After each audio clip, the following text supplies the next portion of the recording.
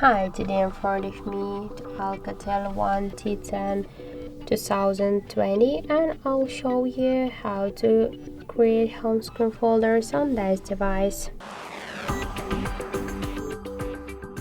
So hold for a while the application, then drag this app to another one, and by this way you will successfully create the new home screen folder.